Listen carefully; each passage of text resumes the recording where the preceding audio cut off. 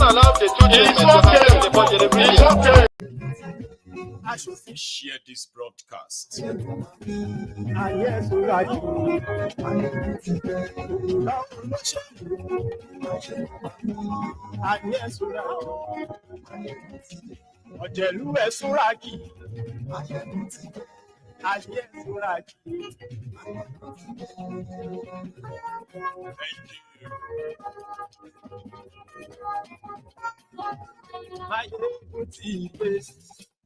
Thank you very much.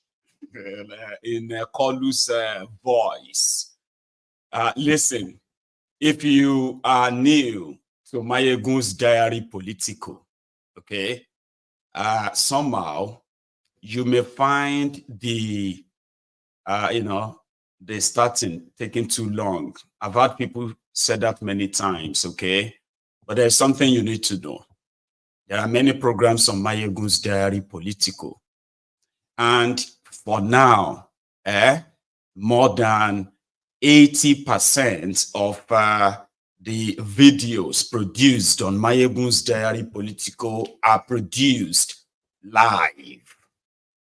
And we kind of liken ourselves in this temple like we are a community, while I am the preacher. So if you are expecting the congregation to come on and arrive one by one, two by two, so we do give them time, because a lot of people are not going to start with us. Immediately we go live. And that is why we give everyone time to join us, settle down, and then we go straight into it. So if you are watching a replay on MaiyegunsDiary Politico and you don't like the music, because the music itself is the message, if you listen to it very well.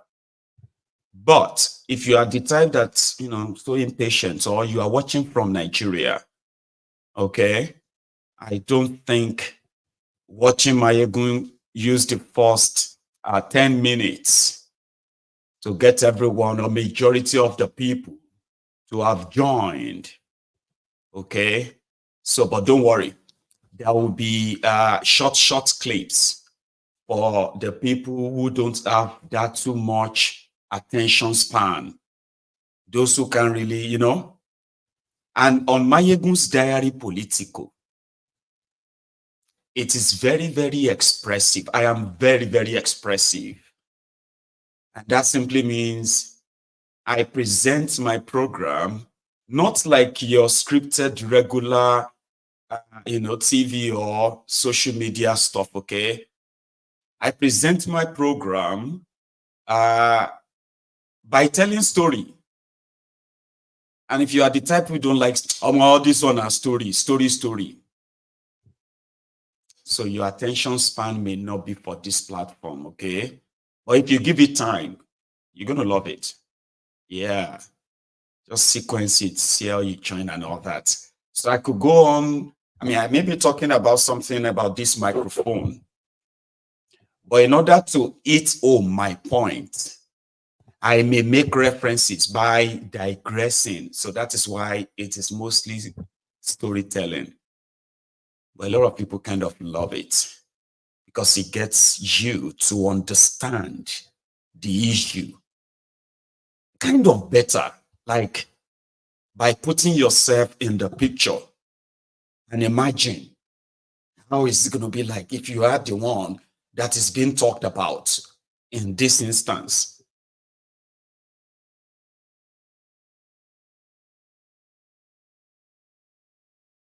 Oh, on this platform, in this community, we have managed to keep people's consciousness active. And I promise you, a lot of people appreciate that. So if you give it time, I'm talking to those who are new now. If you give it time, you will love it. Because a lot of people believe they know Nigeria, but they don't. Even myself, I thought I knew Nigeria, but I didn't. Until I actually paid enough to detail not just riding and flying on the words of politicians, of your pastorpreneurs, of your sheikh imams and the rest of them, or babalawo, mamalawo, or those you call the elder statesmen.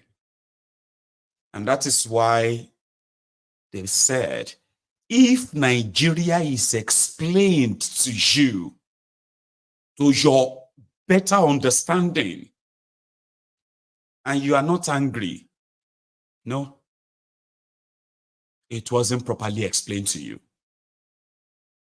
A lot of Nigerians have questions based on the little they know, and everywhere they speak the same tongue of, yeah, our problem is leadership. Oh, our people are too poor. In fact, managing to connect the dots. But not many have been able to put themselves in the picture. You know us, the moment we can have an alternative, and no matter how horrible things that are being reported, as long as it is yet to affect us, well, we can meet on Sunday for Thanksgiving for the grace of God. So what we do on this platform is to go beyond and above the headlines, the stories, most of them including busting the propaganda of those who have failed in their responsibility as government. So that's what we do on this platform. So it can be boring, and sometimes people say it can be depressing, not by myself, but because of what they come to realize or understand. Answers to majority of your questions. So we now believe that the moment we are all conscious enough, whether you are rich or not rich, poor or not poor, whether you are educated or not that educated, right? Whether you are so exposed, well-traveled, or you are local, it doesn't matter. The moment our consciousness becomes so active politically, you remember I told you on this platform that you need to pay attention to politics, because politics decides and determines everything. Government, apologies to you, the religious people, because I do not mean to sort of condescend, okay? And I want you to please take that apology from the sincere part of me, okay? About what I'm about to say. It is not to condescend on you, all right? Government is more powerful than whatever God that you believe in, with evidence. And again, I'm not trying to undermine your belief in God, okay? With evidence. A government can wipe out and criminalize even that your religion. You can be jailed, you can be killed the moment somebody says that your religion is no longer acceptable. And your God cannot save you. Now, just that. Then a government, when you see if you understand what a government means, like a system, they are to be the ones to decide the standard or the quality of education, then access to it. Who will have access to what education? Government will determine that. Your government will determine when you are born and when you are dead. Yeah, they issue you birth certificates and they issue you death certificates, Abi. Also, a government has so much power, right, that it's the one that issues you your currency, the one that buys you everything you might desire. Now, the quality of people that goes into government, they really, really matter.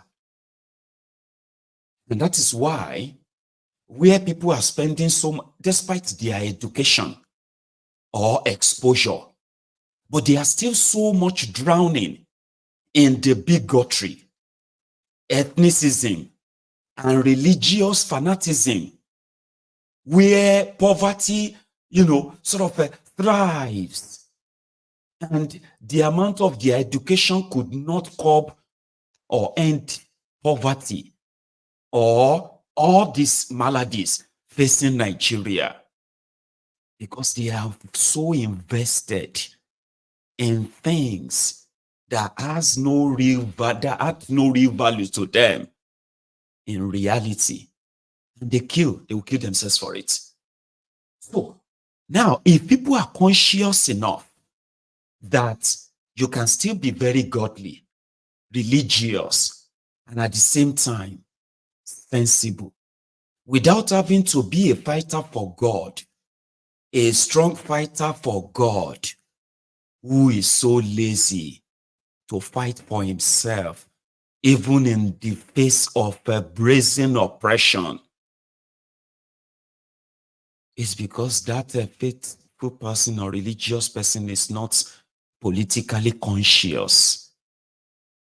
The government's policy will destroy education. It will destroy your businesses. It will destroy your hard work. Your effort will be so devalued by people who can't create wealth. And that is how important.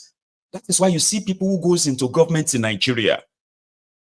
They will foam in mouth, tell you how ethnicism has divided us. Religions has sort of divided us. Tribalism is our problem.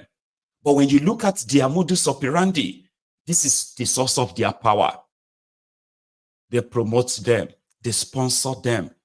They ensure that people remain divided as much as possible. Even within a small enclave called states, you see so much monumental division orchestrated by politicians because you have allowed criminals to be in charge of your government, making critical decisions that are affecting millions of lives, while millions of people are so religiously conscious.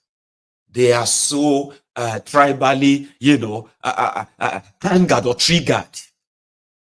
But meanwhile, the poverty that is facing everybody is not sparing anyone. Whether you are a Christian or a Muslim, a Northerner, a Southerner, a Yoruba, Igala, Isoko, Nupe, Tifi, Berom, Jokun, Hausa, Fulani, and wherever, then Igbo, or Ijo, Ishekiri, wherever you come from, you can live in denial. The moment you walk outside, you will see the failure of different criminals that has taken or been in charge of every institution in that contraption. Some people believe there are exceptions. How? When you have majority of the criminals you put in your system have empowered, they have managed to arrogate so much power to themselves that they have become so powerful and more powerful than the people they were supposed to be representing. So then some people want to do the right thing within that. But you can tell from the north to the south, from the east to the west, everywhere the poverty stares you in the face. The insecurity scares you to death, right? The dilapidated infrastructures ranging from roads to rail, to schools, to hospitals, to important infrastructures are so much depleted because you have allowed criminals that have used the biases of your tribe, the bias of your ethnic, your religion, and so many other sundry stuff to cower you and kept you divided so that they can continue to keep power. Political consciousness. The moment a lot of you begin to understand that everything is political and even your religion is also political, and the moment you are so conscious enough, the less you'll be played or be vulnerable to be played.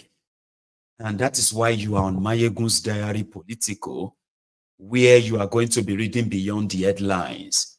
And you are also going to be seeing the characters parading themselves as those in charge of Nigeria, ridicule themselves, embarrass some of you to the point that you laugh to scorn, in most cases, right?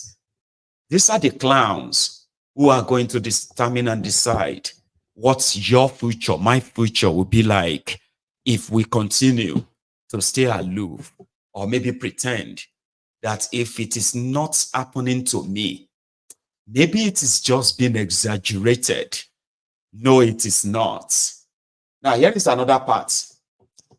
A lot of us have different solutions to what we believe could help to save our species.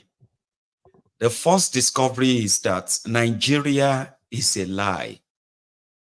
And there is no amount of denial that is going to change this lie to truth. But the main question you should ask yourself is this.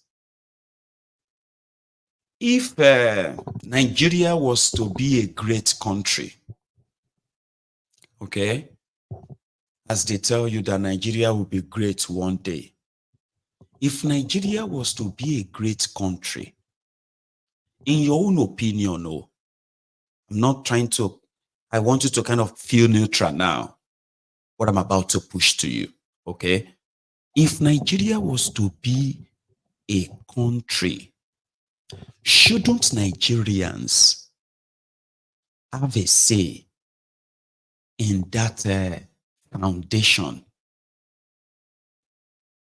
Okay, you don't have to answer that, all right? But here is the next one. Have you, by any means, seen any country created by the colonialists that are still practicing, okay, maybe not the French ones who have now liberated themselves somehow, right? Have you seen any, probably the British created countries, okay, that still kind of exist on the template of the minority, feeling the entitlement to control the majority as a means of balance of power? Do you? Okay, you don't also have to answer that. Because sometimes some of these questions, right, they are rhetorical questions. They answer themselves. You are likely going to say no, or maybe yes with examples. But let me put it this way. Nigeria has over 250 identified ethnic nationalities and tribes. So let's kind of break that down for the layman's understanding. Tribes are the small group of people, okay, who speaks the same language, culture, right? Ethnic, when they say ethnic group, this is like the group of tribes which shares a lot in common, like language, culture, tradition, maybe religion, and they may have a lot, or again, because they also shares ancestral, affinity with themselves in a particular geographical settlement. An example is this: when they say Igbos, within the Igbos, you are going to see other smaller tribes, okay, who are part and parcel of Igbo people as a larger body of the Igbos. Another one is the Yorubas. When you look at the Yorubas, the Yorubas are the conglomeration of tribes who share so much in common. And for so long, historically, right, and with this affinity and land and all that, right, they've existed as kingdoms. I'm sorry, as kingdom before the advent of the colonialist. So within Yoruba land, for example, you will see the Ijebus, you see the Oyos, the Egbas, you will see the Ekitis, you will see the Ondos, you will see the Oshuns, and you will see people also from the Ikales, the Eguns, the, and this conglomeration of us, right, dialects is what makes us a little bit differ.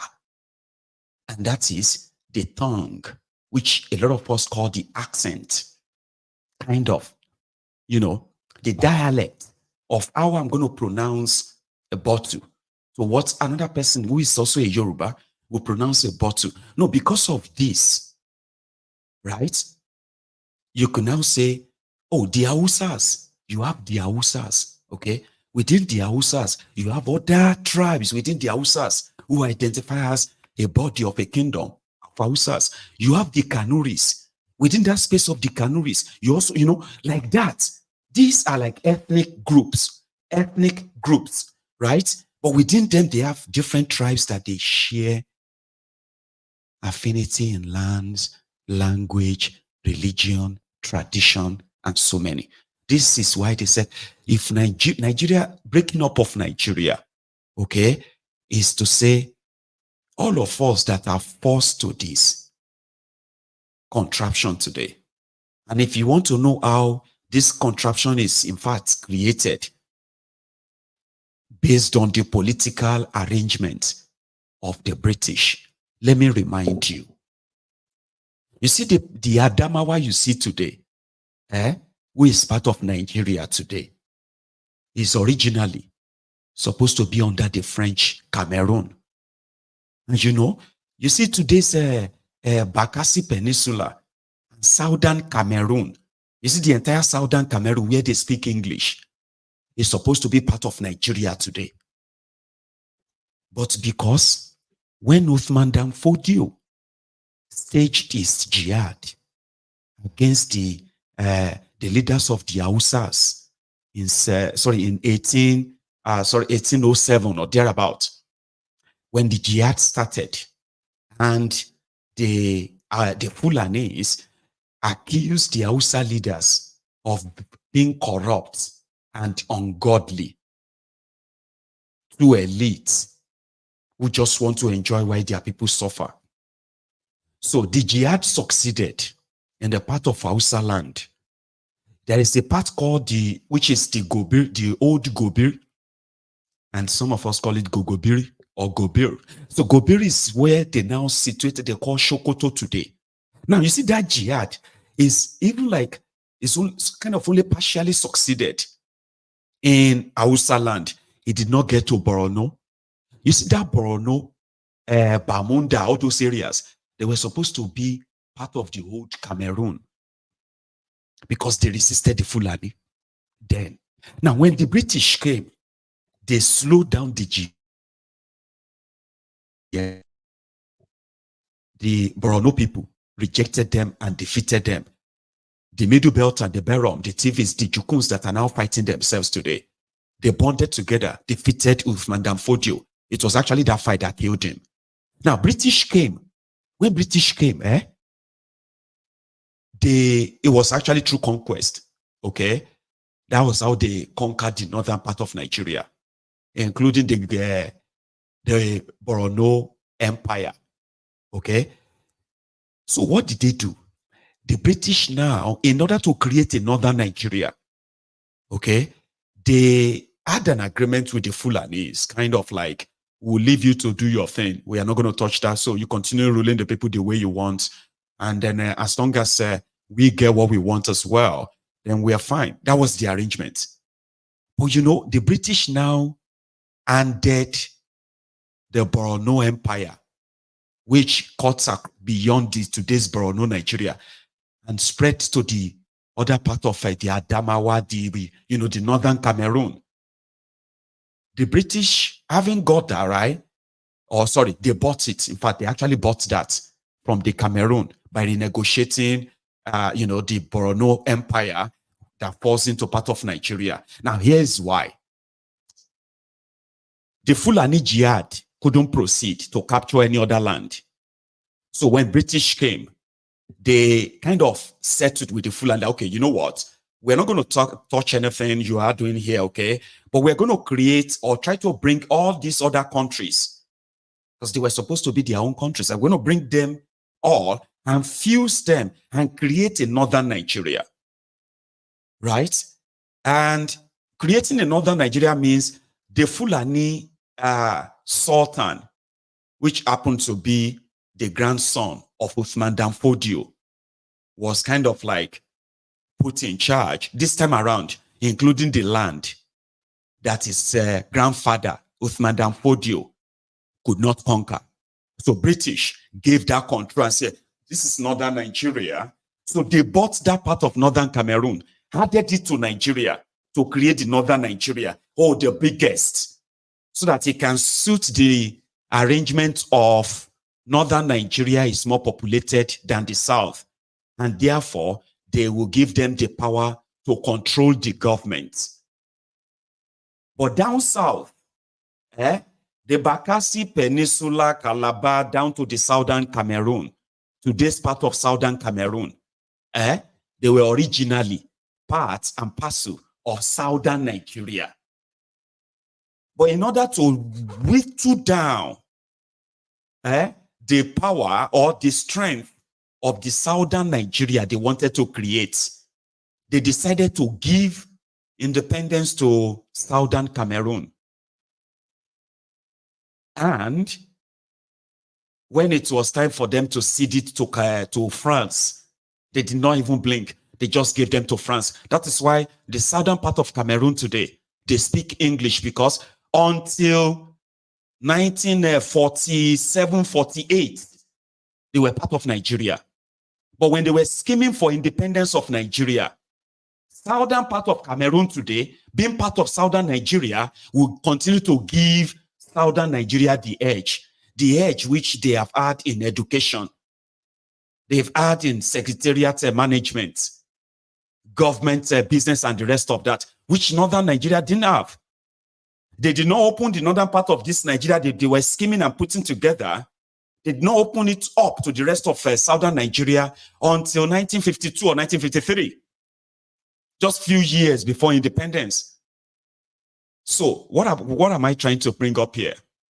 British created this arrangement to suit an agenda that never for once secured the consent of all of the fused countries.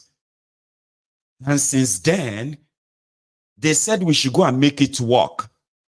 It's been 64 years. Generations, millions have been killed. And millions have been born into poverty. More millions are going to be born into poverty, because they forced us to live together and try to make it work. Now, we can make it work if there is actually a platform where all of us can come together, put our different, our different demands together and say, this is going to be our demand if we are to still be part of this union. At least for the first time, let the people kind of have a say and say, okay, yeah, we want to be part of it, or we don't want to be part of it. This conversation is what they don't want us to have. And that is why so many chancers, past and present, continue to tell us that they know the problem of Nigeria. They will fix it. And every now and then they say they will fix it. They dip us or dig us into more problems. And every of the problem actually claim lives. You are watching me right now because it hasn't claimed yours. But we are all just awaiting victims. All of us are going to die. Normally we are going to die. But people have died. People who shouldn't have died in Nigeria. People are dying every day. People that could have been saved. You get what I mean? Violently. A lot of people are dying in poverty in such a way that, people that could be saved with just ordinary, in today's value, just ordinary $10 could have kept a lot of people alive. And many more are still going to die. Children, women. The violence is everywhere because some characters are in charge, making decisions, and their decisions continue to put my life, your life in danger. But they want you and me to continue to tear ourselves apart on who is more supreme. Is it the Christians that are more supreme? Oh, it's the Islam. The God of Muslims is the best. Oh, the God of Christians is the best. Oh, it is the Fulani that are powerful. It is the Yorubas that is this. It is, we can keep up with that until a lot of us will become the victims, right? But I won't keep quiet. And that is why you are watching me. All right? So it can be boring. But the point here is this. We all have our different solutions to what we think should be done. I believe personally that there's nothing new that anybody is going to tell me about Nigeria. Because my own definition of Nigerian politicians is that these are people who created problems, and then they offer to solve the problem. In the course of them solving the problem, then they will create more problems so that they will have more reasons to want to solve more problems. And I think this is the pattern all over the world, but it depends on the type of problems you are orchestrating for your people. Problems that keeps them in poverty shouldn't be anything or any kind of playbook for anyone who wants to be patriotic. So when people throw the card of patriotism, it is very good to remind them that you have to invest in the people if you want them to be patriotic. And at this junction, we all must believe one thing. You must stand for something. I believe that the only thing we have not tried is what seemed to work for us before the whole thing got truncated. And I have sort of absorbed myself of something that whenever I am reading the history of Nigeria, who did what, why, when, the points I should be looking for as a student of history is to learn from that history so that I won't have to repeat them. A lot of us today are not students of history. We are prisoners of history. A lot of us still carries the hate that gave birth to where we are today. And everyone has his own story to tell. It's like we are carrying on.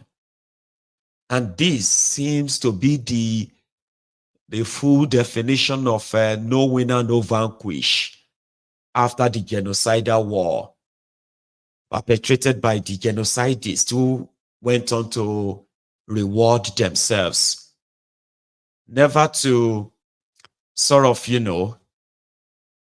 found a place of what you can call resolution, not just that, restitution too.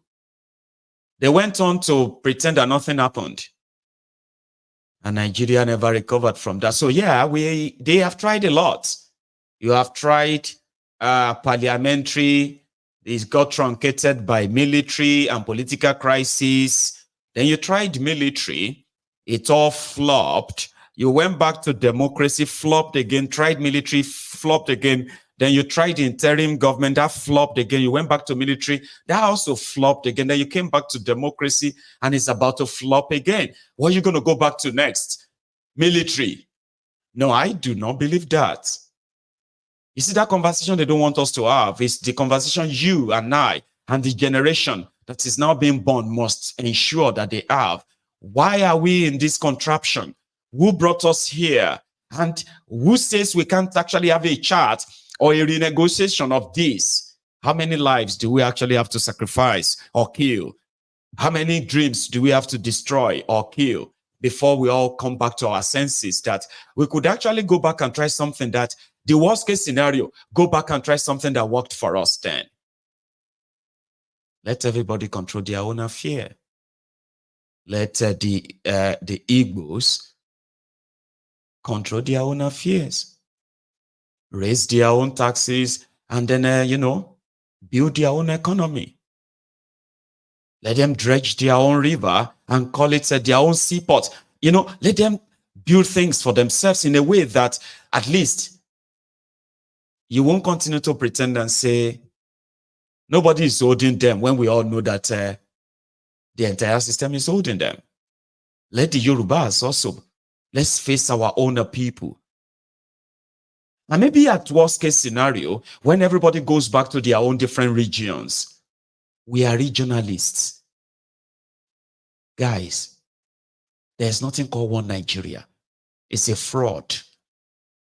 The whole idea is just to make sure that all of us would have to actually do things according to the 7.7% Fulanis in Nigeria. And the robbery there too. If you are a Fulani watching me, if you are politically conscious, it will be time for you to begin to reject these criminals too. They have used you for far too long. The poorest people in Nigeria today are Fulanis. And don't give me that bullshit about, they are rich. Don't give me that nonsense. They were supposed to be those in power in Nigeria. But they have built a system whereby intentionally, systemically, they have been so incapacitated. They are the poorest in Nigeria. The next poorest people in Nigeria are the Bayansans. Can you even imagine that? The Ijaws. Can the Ijaws even believe that? Watching me right now. Can you not even feel like impossible? It's a lie. But I'm saying the truth. And all of us share in the ratio of this poverty. So it's not working for everybody. It's not working for anybody. You being a Fulani and see how the entire system is rigged against you. But in your name, in the name of your own tribe, the entire Nigeria is up in arms. While the criminals who pretend to be Fulani, Hausa, this other. In fact, some of them who are not even Fulani, they pretend to be Fulani since they are from northern Nigeria, because that's exactly how they believe they could get away with anything. But go and look at the real Fulanis. Go and look at the Fulanis in their different communities. You will find them and come back and tell me that it actually reflects on them. The northerners. I am a northerner. We are born to rule. No, you are born to suffer. If you are politically conscious enough, you will see this, that you have no other enemy than those who have been using your name to rob the rest of Nigeria in cahoot with their friends from other parts of Nigeria. So nobody is kind of enjoying anything. The entire system is created and saturated with so much grift. Grifters, they call them. Criminals who kind of are living up, their meal ticket is to say they are Fulanis, they are Northerners, they are this, they are Muslims. But go and look at the poverty basket of Nigeria. And then you realize that these guys don't represent you. But because you are not politically conscious enough, you have been told the Yorubas are your enemy. The Igbos are your enemy. This one is your enemy. That one is your enemy. If they are coming, they will come and kill you. But the people that are supposed to actually protect you, they don't really give a damn. They will kill you first. So you need to stand for something. I stand for the breakup of Nigeria. And I will stand by that anytime, any day. And I believe there is already an army that is being mobilized consciously. You know, I told you that the breakup of Nigeria is not going to be because I want it or because you don't want it. It is going to be solely on the criminals you continue to allow into the system. Let them continue to divide you, Igbo versus Yoruba, Igbo versus Fulani, Fulani versus this and that. And then you realize that one of these days, you will be a pro-Biafra. You will be a pro-Yoruba nation. You will be a pro-Kwararafa Republic, the Middle Beltans. You will be a pro-Arewa Republic. It is their failure that will break Nigeria up. And that's why sometimes when I give you my message, I tell you that Nigeria has created a lot of force. The failure of these criminals has created a lot of force that are currently wondering about in disagreement with this contraption called Nigeria. Even those of you who want one Nigeria, you don't want this Nigeria, do you? At least a lot of you are complaining. Which kind of country is this? How this our leader? We're supposed to kill our leaders. That means you disagree with this current Nigeria. Abi? So simply put, you are being pushed slowly, steadily to the camp of break it up. Once they begin to do the right thing, the idea of Biafra, the idea of Yoruba nation, the other ideas of this, they can begin to be diluted. Because people will begin to feel like, oh, if we have Biafra, is this not what we are going to do? Run our own government, do our own things our way. Why don't we just run our own self for a while before we have Biafra? Kind of a thing. Abi? But this one that they are turning yourselves versus yourselves, and they are stealing and looting the country. The education, the healthcare of young people are being compromised. The future is here already. So the implosion is just a matter of time. The breakup of Nigeria is a matter of time. What we are trying to do is to try and see to it not being violent and bloody. But save for these criminals, they will want us to burn ourselves, kill ourselves before Nigeria finally break up. But with the politically conscious people, you will not give them that. We will go after them. Because you see, day by day, they are already helping different groups to recruit the army of liberators, those that will demand for the breakup of Nigeria. But politically conscious people are concerned that if a revolution is going to happen, this revolution has to happen from within first, the revolution of the mind, where your mind is so clear, not polluted with hate, tribal, jingoism, religious fanaticism, all those things, where your vision is clear. When people scream revolution, revolution, revolution, sit them down, ask them to explain to you, what do you mean revolution? And can you really tell what would this revolution be about? Majority have no answer. Their own idea of revolution is, let us clear out this our leader away. Let us get rid of them. We need to fight them. It is just a campaign of rage with no clarity. But with the politically conscious people who have a clearer idea of what they are going to demand for, then with these politically conscious people as an army that can take a stand and make an effect, until we have that army, which I strongly believe that we will have, these criminals are not going to change. If you in them, they will never stop. And the more they do this, the more a lot of you are going to join us. But for those who don't believe in outright breakup of Nigeria, I respect them.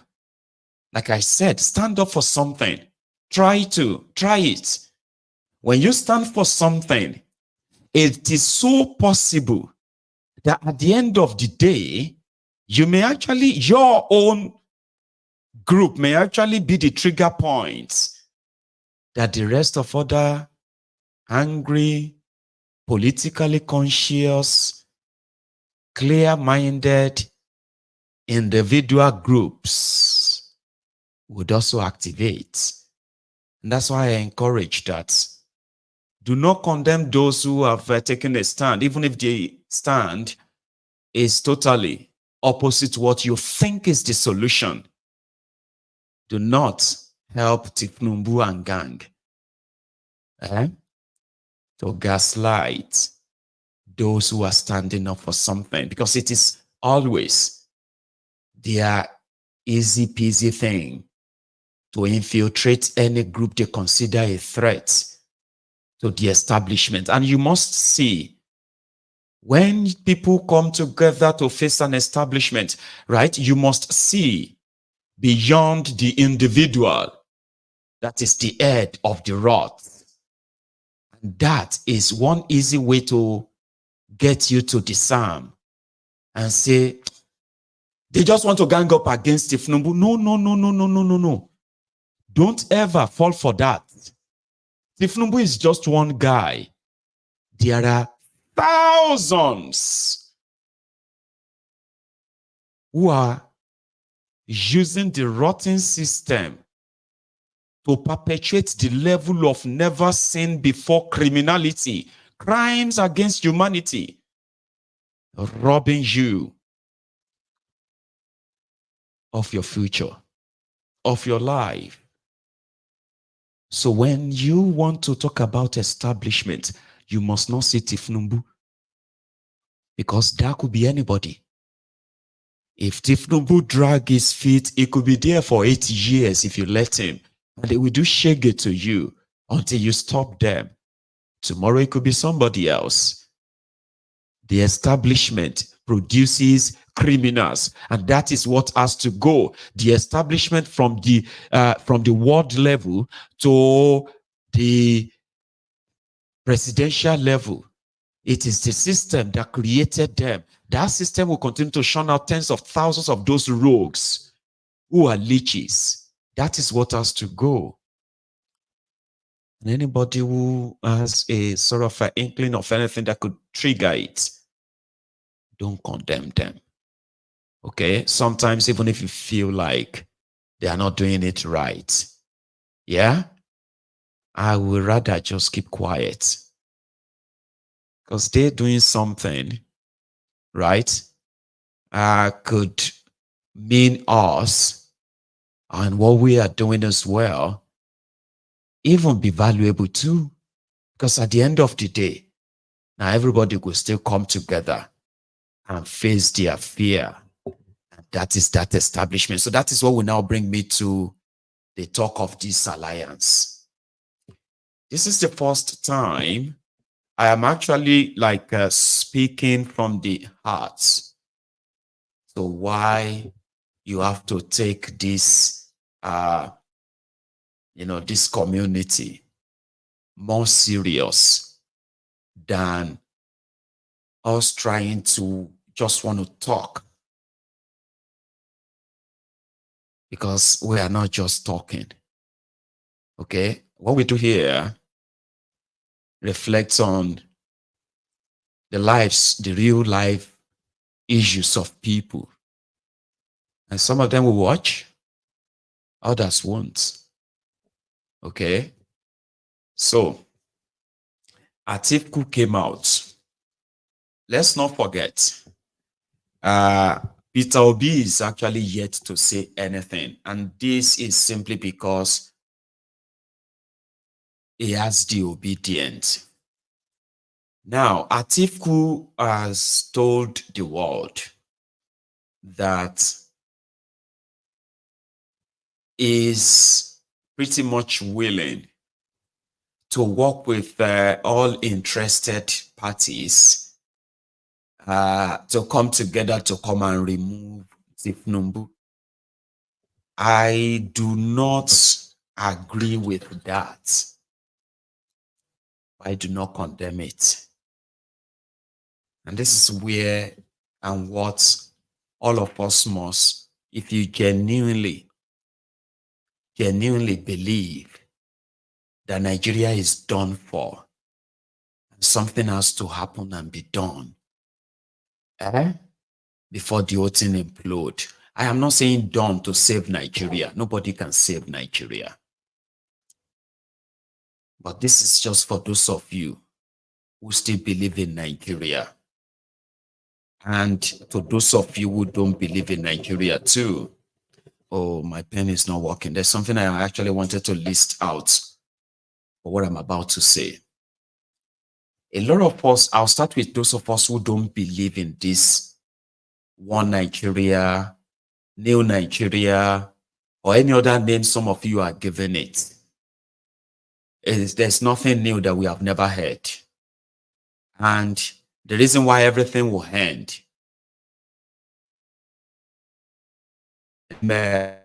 point of lamentation, is because there is a system that is intentionally put in place to ensure that you will be represented by the worst among you. But that can be corrected. And that is for those of you who believe in, still believe that Nigeria could be remedied. Nigeria cannot be remedied the way you want to. But maybe your action can trigger what will eventually lead to the bigger conversations. That's why I'm saying this now, right? We don't believe in Nigeria because we don't believe in a system that you have one center that is so powerful that it can decide the fate of the rest of us. Okay? So we don't believe that. And that's what Nigeria represents. We don't believe that, we don't believe in a system that one person is going to come. The idea of if one person can come and destroy a system, another person can come and rebuild that system for the betterment of others. But because we have seen that before, okay? We have seen a situation whereby they ran Nigeria aground and another regime came and rebuilt it. Then he left, another one came and destroyed it. And many others came after and ruined and destroyed. You see all this ruinous and destructive, history. They actually claimed lives of people. There are those whose trajectory of life got destroyed because of all these successive criminal governments in Nigeria. So we then said, okay, if you want to make Nigeria, you still want to keep Nigeria, then let everybody come together and say, okay, this is going to be the terms for us to still be part of this Nigeria. Among that term is that autonomous, autonomy for all the regions who want it. There's nothing called federal government that is going to be controlling anybody. Sure you get. So that is the least Nigeria. Those of us who don't believe in Nigeria, that's the least, the closest we would like to be part of that contraption. The closest where autonomy is, and you know what I mean? So because we don't believe, I don't believe that. Doesn't also mean that in my own world, I'm not far left and far right. I'm kind of in between, whereby I will be logical that, okay, could you possibly project a system that could eventually emerge where all this kind of conversation could be had? Then I can give you a benefit of the doubt, right? But for those of you who believe in one Nigeria, okay, here the problem is the system, not actually the person in charge, all right? We've seen it before, and we are seeing it right now under Thiefnubu and gang. So we believe that if the entire system is dismantled, somebody like Peter Obi can be the premier of Eastern region. And now, if it's going to be like your picture of one Nigeria, of equity, fairness, and just system, right? Then you would, number one, to me, is like a delusion, okay? But out of respect, I also have to tell you that your one Nigeria dream of making Obi maybe president is going to actually come from the area of compromise. You would have to like to pretend that the thieves are not in the room. Can you do that? Yeah. You would have to pretend that the destroyers of Nigeria, they are not that bad after all. Obedience. You would have this alliance talk to those of you who kind of support it. And without it, nothing can really happen. Okay? Nothing can really happen. But I'm just saying. So you have to like thieves. You know, some of you would have to come here. You know, you like me now. So some of you will probably not comfortable me calling a thief coup. You get that kind of thing, right? You will have to like, you know, pretend that they are not that bad. Can you do that? Now, if you are dreaming of any alliance with these guys, you would have to agree that a lot of them would have to use Peter Obi as a vehicle back to power. And you would have to be instrumental to that. So now when you take a look at it that way, then you can also kind of roll it back a little bit as well, that in such meetings, it would have to guarantee them that they could keep their loot.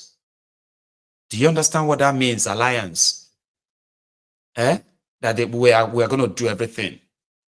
We're going to talk to the emirs. We're going to talk to all of these guys. We're going to ensure that you are next. And yeah, they would have to play dirty, rough, and all that. So you would have to kind of, I'm not trying to make you feel bad. I am saying, if what attracted you to Peter Obi, that you believe as a man, if he has that chance and the power that the president wills, like you believe in Nigeria, okay, he could turn things around.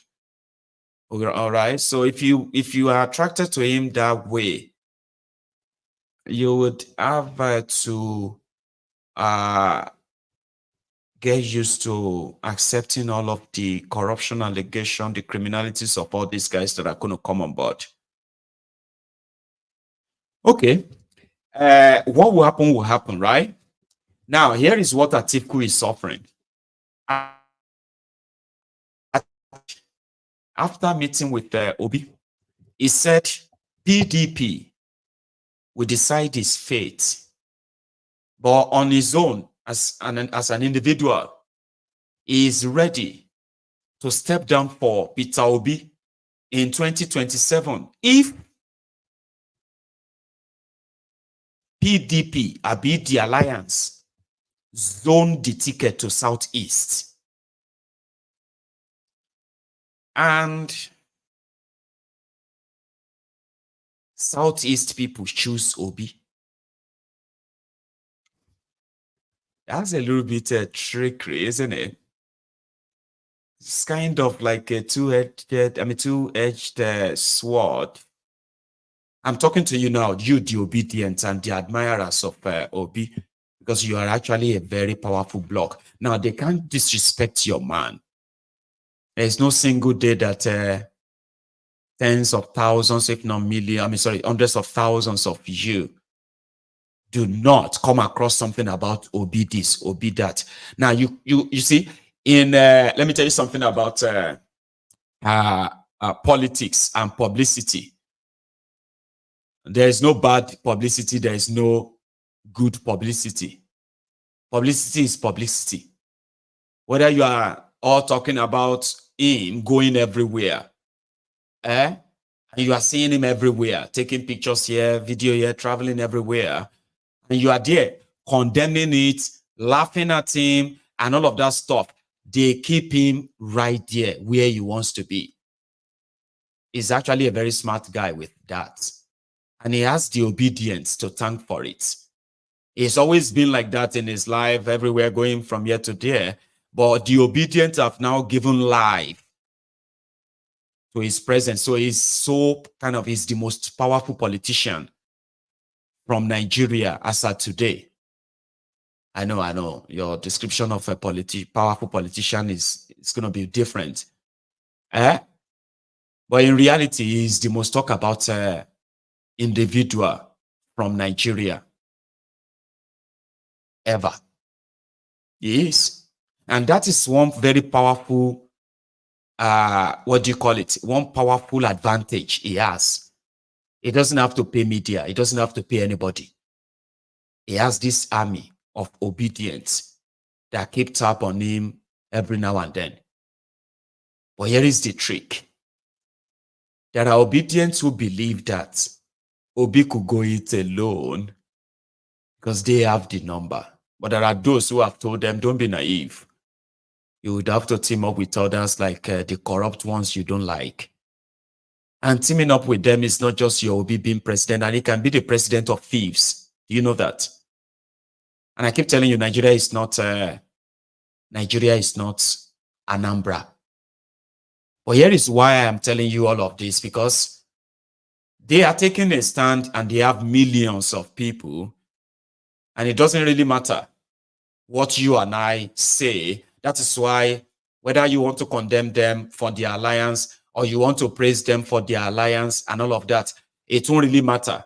They have their supporters, they have their followers, and as it stands, they are already taking positions. But what you are watching now is just, maybe I can help you, all right, to understand what you are about to get yourself into, or what your love for Obi will actually do to you.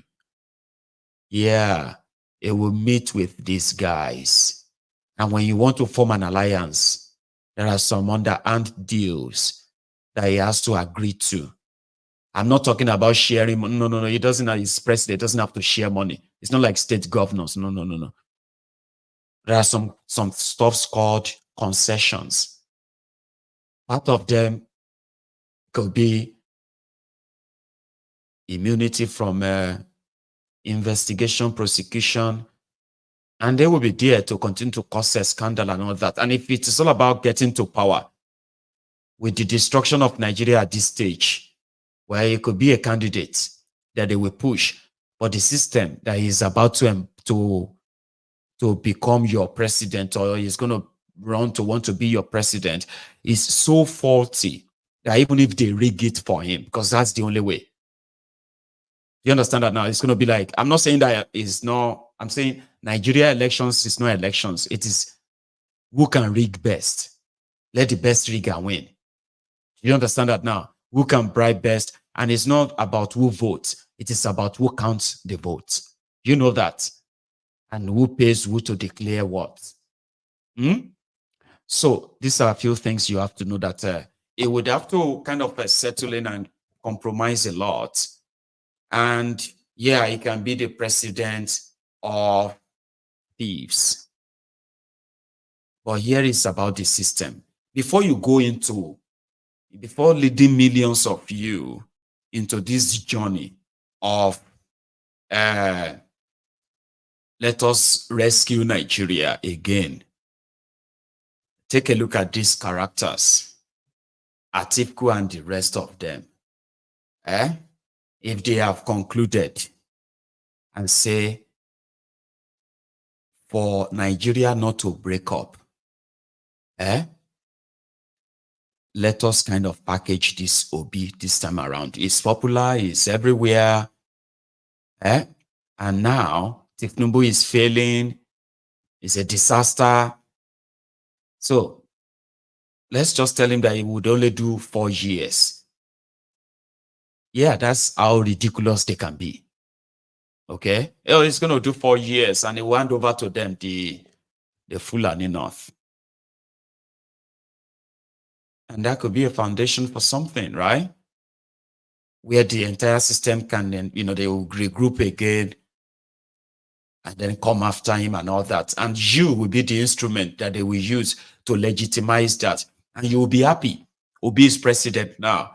3-4 months after that, all of them will begin the stage protest. And just like that, all of your Obi this, Obi that would have been kind of ruined, and then they will position themselves. So why not, instead of, alliance is good, okay? Like I said the last time, alliance is good for those of you pursuing your one Nigeria, okay? But what about they start with the demand for a new constitution for Nigeria? Opposition can do that.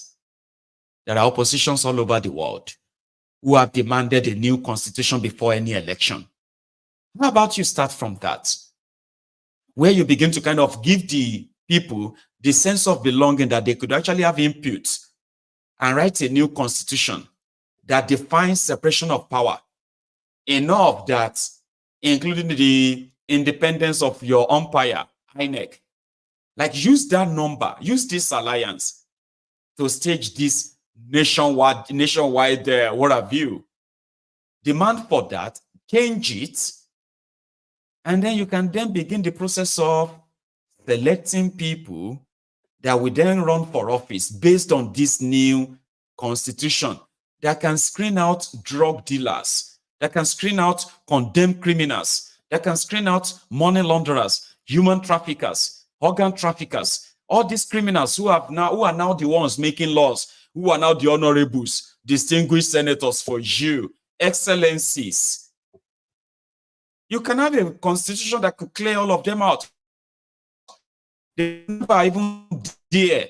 Once they come close, on Lord Shewani, you go pick a form, you be drug dealer, you go pick up a form, say you want to be governor. They swear for you, they go jail. And when you do that, half or more than half of those who are preparing for 2027, they will automatically be disqualified because of their criminal records and their past. Now you have thrown down the whole thing with that. So the system will then take care of itself. If you now go, your election doesn't have to be perfect, but it can actually be true representation of the people. But the entire system is rigged up to the judiciary level. No rule of law, no nothing, which is what is affecting your economy today. Nobody is going to invest in a country that has no rule of law. A court where somebody can just phone a judge and the judge can just give a judgment against your company, and that's it. Your money is gone.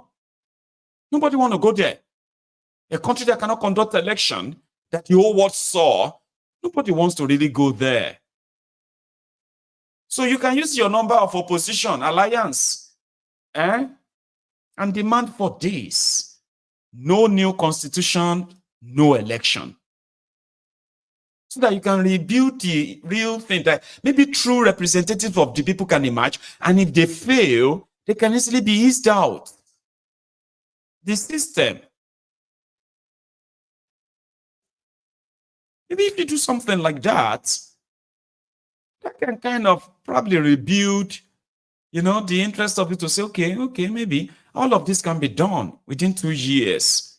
What is your negotiation? They're just negotiating about who is going to be president, who is going to be vice, who is going to be this, who is going to be that. You know what I mean? Like, that's what they are negotiating.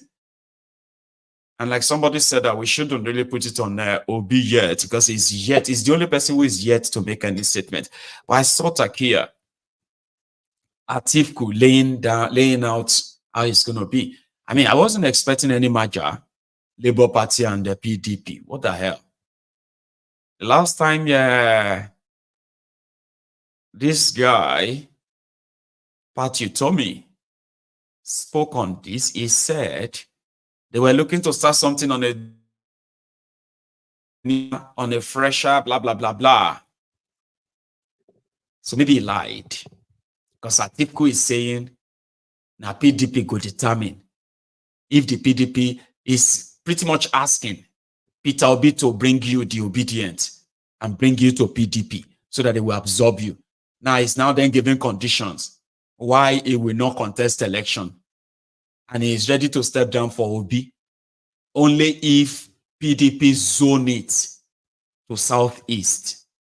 And the people of Southeast, PDP Southeast, chooses Obi. You see that condition? So the alliance talk is absolute crap now. But now because Native could see the talk, so more will live on like that. Because which PDP? Is it with the weakest PDP? Or Atifku's PDP? Because I don't know which of the PDP.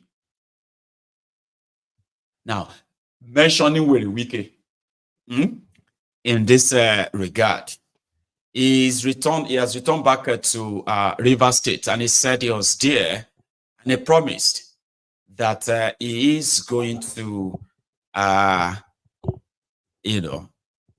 punish Fubara, and none of you will see it. As part of his tantrum that I kind of love to share here, let's kind of go spend about 15-20 minutes in Rivers State.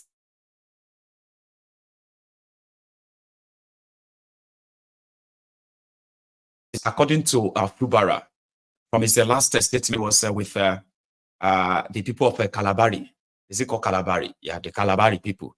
Fubara said, with a weekend with his band, commissioning uncompleted projects, on paid balance of those projects, and he's kind of doing something right now where he's completing and paying off, he's paying off the balance of some of the projects. So he said some of the construction companies that were the wiki awarded the road projects to in Rivers State, that were the wiki did not really pay them the money, and some of them are now asking for their money. Here is one of them, and how much he's asking for from Fubara. And there are so many others who also sent in their, he's owing us this, he didn't pay us, he just told us to hang on. Why were the Wiki was doing Father Christmas everywhere? Well, Wiki was in Rivers State. He returned back to Rivers State yesterday. And returning to Rivers State, they said where Wiki was like, they are just trying to tarnish my name, my image. I am not called Mr. Project for nothing. That Fubara has no project of his own to show the people in the last 1 year. He's only showing with the weakest projects that he completed. And Wike is claiming that he paid for everything. Fubara said, no, he didn't, with evidence. But let's go to that Rivers State. For those of you who have had Wike with you in the last 48 hours or the last 24 hours, okay? Here is part of that. You saw, hey, all that came. I'm not assembly. Who is that? Who born monkey? Who born monkey?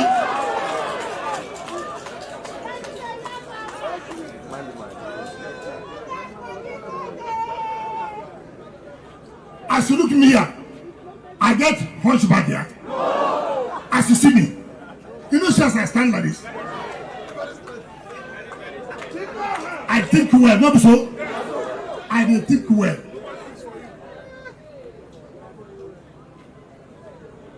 You see, I came with Senator Maiyegun, not so. I work with people who get brain, not so. You see, in politics, when people who get brain disagree, they agree.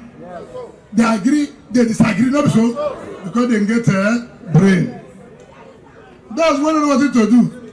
When believe say, I pass them, they said they will bring me down. Who born them? Now who will bring me down? Then they anywhere. Then anywhere. Okay, I don't know what I said. When you are in charge, you are. When you are in charge, you are. So don't worry. See, Igala, we have worked together. We disagreed. I want to tell you, we disagreed. He called me on phone. I said, don't call me again. Actually, I said, don't call me again. We must fight this fight. And let us know who will win. No, so. So when I win them, You don't call me, I say, I think I tell you this. I think I tell you that. Now two of us can work together. We don't fight. Me and you there together, sis. You want to carry my information, our strategy. Go give my enemies. Now I come build different strategy. Now I come different what? Strategy. If you know, you know. If you don't know, primo more, nothing. Primo more, nothing. You know the color for Bola. So look. Look at Melembe. Why? Everything will calm down. All these people they see they run around. Frou. They will come down. So don't worry. So when the Igolobo came, I said we work. So this appointment I gave to Boma. I started giving Boma appointment. Boma worked for his appointment. Boma showed loyalty. Boma showed commitment. And that's why God has placed him there. It's not me. The same thing with Vincent. The same thing with Arnold. Leave people who say some people emitted them. Let me quote their language. It's only God that made me. I don't know what I even understand. Do you people understand? Some people say somebody made them. All of us here, the person who made us. My God, maybe so. These are the kind of people you want to compare to come and talk to Ogu people, Ogubolo people. Is that proper? Is that proper? You want to be emitted? You want to be mated? You want to be mated? Shokolokobanko she. Shokolokobanko she.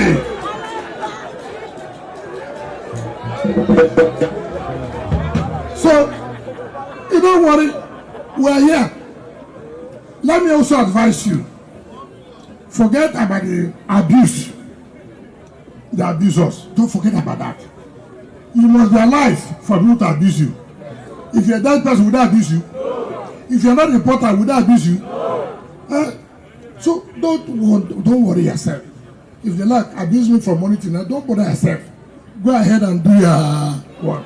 At the appropriate time, at that time, that day, when the result will be announced, we will know who is there. Who. Now, don't worry yourself. We have defeated them severally.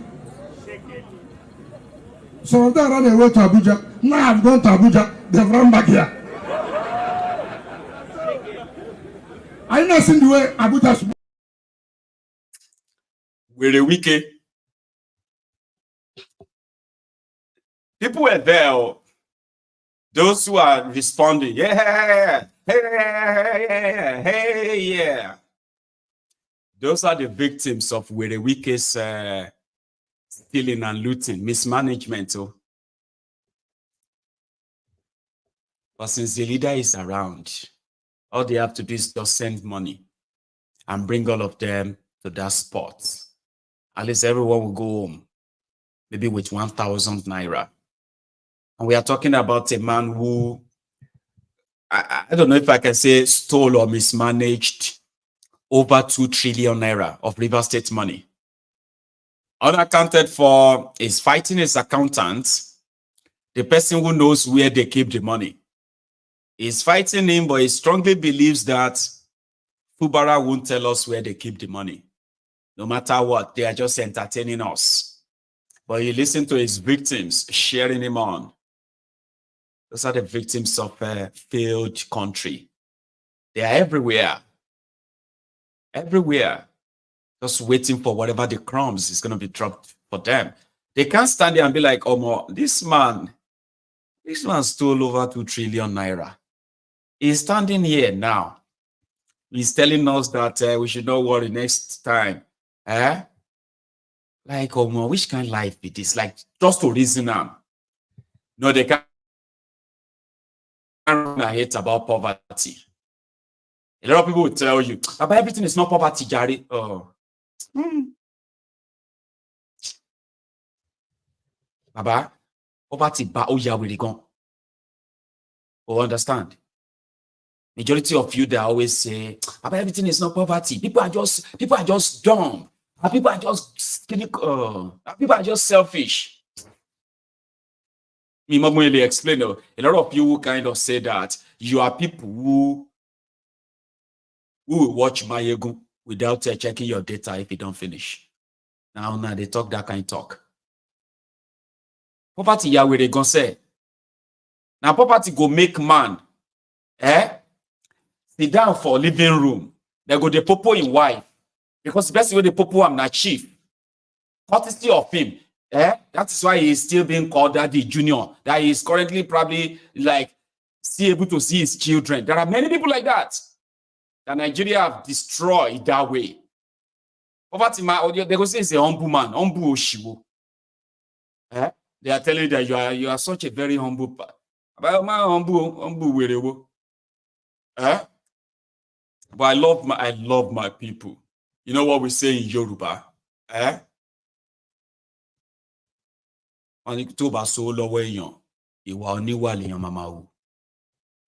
If you no get money, another person behavior you dey carry ogbeni or humble, because any to really humble per se.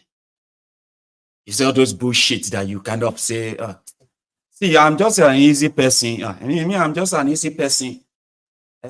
If not, Baba, I know what to do. Baba, you don't know what to do. Poverty will do to cripple. You know, say if you try anything. Over to the big thing here.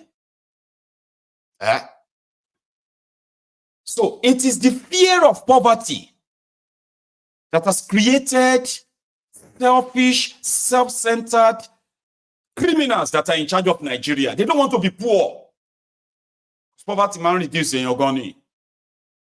There are some other little things that poverty can do to you that they are not really pronounced, but now you go just sit and say, For example, you'll be firstborn. Your papa just passed.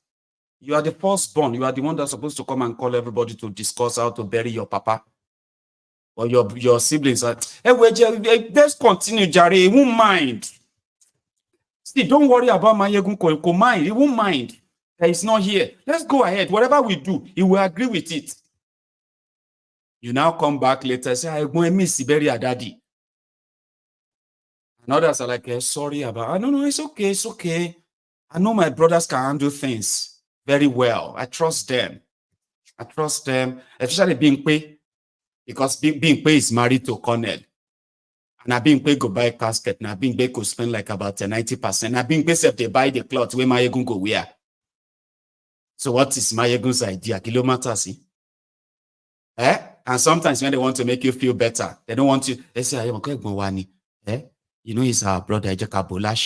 Now, all those ones are like material poverty.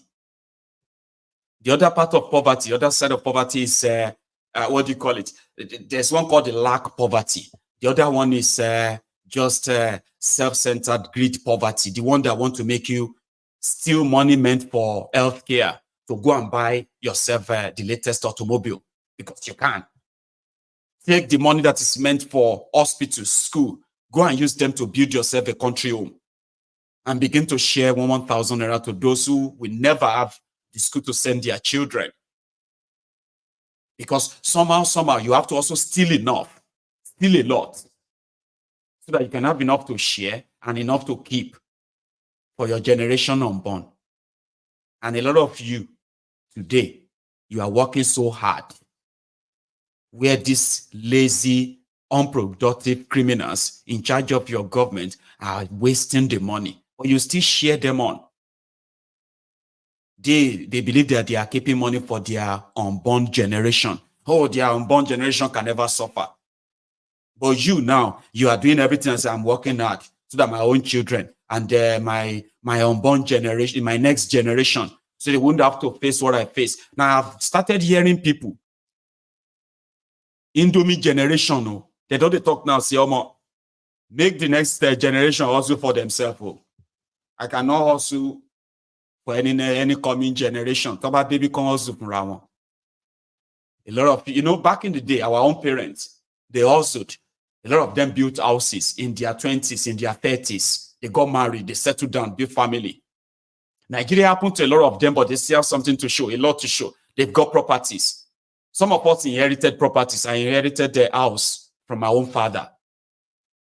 Now, I have land. I haven't built a house. Here you get.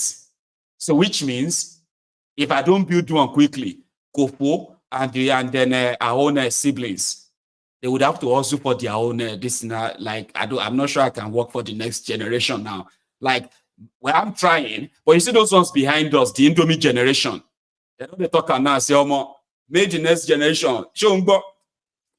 Martinelli, make the next generation go also for the Nigeria is too hard right now for anybody to survive. Talk less of you working and they're keeping something for next generation. This is what these guys have done. And this is how they have done it. And you stand there, you praise them. But listen to the other parts. My time is gone. Is it moving? Are you hearing? You're sure you're hearing? So, if you didn't something where you don't know. Something where you don't get that. No amount of propaganda can help you. Do you understand me? So, Ogu people have shown loyalty. And I want to thank you. And continue with this. Forget about me. Forget about me. Let it be as part of your life. Let it be as part of your life. A time comes. You say, let me go because of hunger. But stand on what you believe. Your principle. You remember in 2014 to 2015, when I came to run for election to be governor, we had nobody. We had nobody, is not correct? We had nobody in government. What do you have? No. Did you have? No, I came here. You say you will stand firm. You will work for it. And you work for it. Did you not win? Did you not win? What are you afraid of anybody? What can you do? As a governor, I had a problem. I had a federal government that was hostile to us, that was hostile to me. Did you not succeed? Did you not succeed? Did you not win? Some people are looking for excuses. Excuses. If you know you cannot do something, say you cannot do something. At that appropriate time, people will speak on projects in the state. Who will speak? People will tell you who did this, who did this. And not people who come now to come and claim what they didn't do.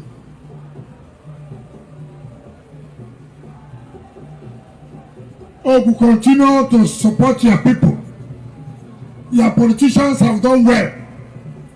Senator Joe Thompson Sokibo has done well. The mere fact, when we are playing these politics, have you ever seen me on television abuse Senator Joe Thompson Sokibo? No. Have you ever? No. Has he ever abused me one day? No. Has he ever?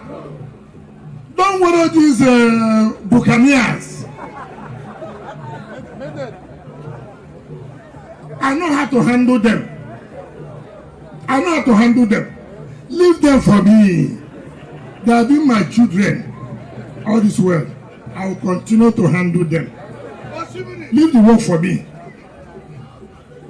So let's work together.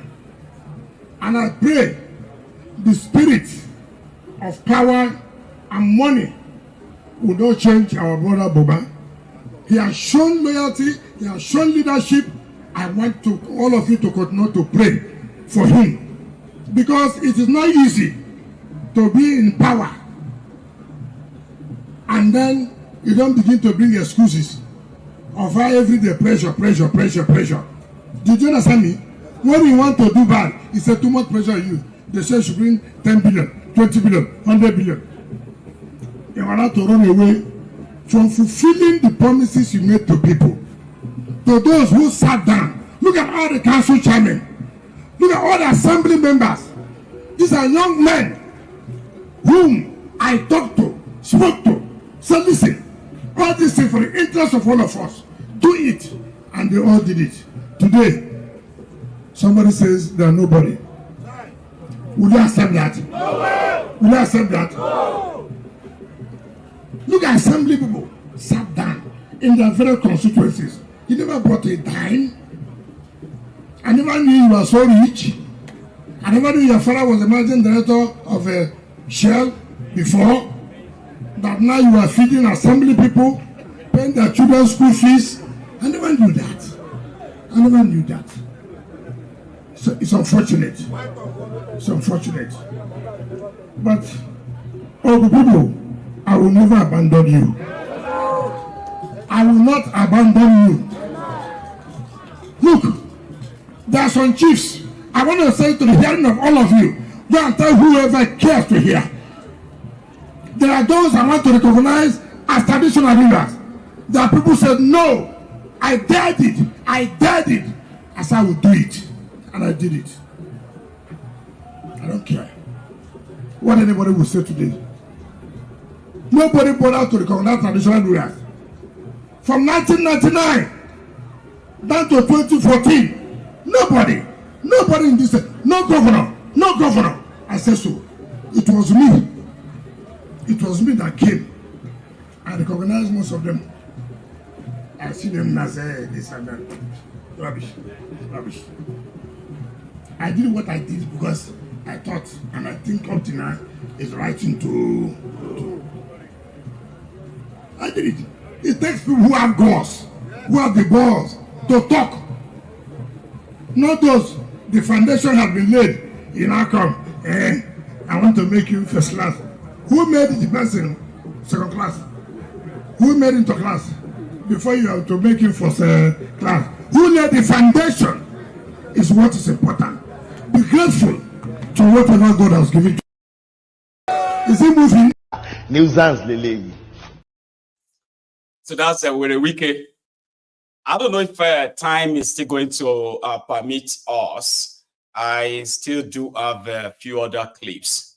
So are you still with me? Or are you tired already? No, I still do have a lot. And then I'm thinking as well of taking calls. So you tell me, if you are tired, right, I will stop. But I'll also use this medium before we go to that of Fubara to say thank you to that my loan donor. Yeah, you want to remain anonymous, but I am grateful. So if you're watching this, say thank you to the missus for me as well. Okay, the two of you. Thank you so much. So someone gave me or responded to my support request for, for this studio and many other things that should have yet kind of lagging behind. So I was told that, oh, Maiyegun, can you just please take it? Let's wait till the month end. Listen, it's all voluntary, okay? My GoFundMe is back active. There is a PayPal link in this description that you can also use, okay? Usually, right, if I have like, let's say 2,000 of us watching on YouTube, and maybe like, let's say 150 people or 200 people watching on Facebook, right? So when you do the math, it's going to be like, oh, if those who are interested just gives like $1 or £1, that's the spirit of the crowdfunding. And I could easily just kind of like, get so many things done. But again, it is still voluntary, and I do not really have a way of pushing it, but I will appreciate every support. So I am currently working on, let me tell you this so that you understand that if we are just to do what we are doing now all the time, I could do this with, for as long as it takes. Even though having this office, like I told you, it's not just about the equipment, okay? It is mostly about what comes out from here, right? So I have still remained indoor. I need to get some people on board. And in this country, right, people don't do things for free. So that is why if I want to, it's making it difficult for me to actually really save to put up some of other things needed. So we are planning to start a campus tour. Okay, so I need 1 or 2 guys with me, and I'm also going to kind of put them on, like, so, and there are a few other things that are needed for outdoor charts. So I could be in your school. If you're watching me right now anywhere in the UK, so I could send, very soon I'm going to be like on your campus and ask you what's your experience has been like, what has been your challenges, where would you want any support? And finally, now that you are in the UK, maybe a year or 2 or 3, right? This was, before you came to the UK, you had all this dream or this plan. Now you are here. So if you're offered the opportunity again, Nigeria, UK, which would you take after this past 2-3 years that you've been here?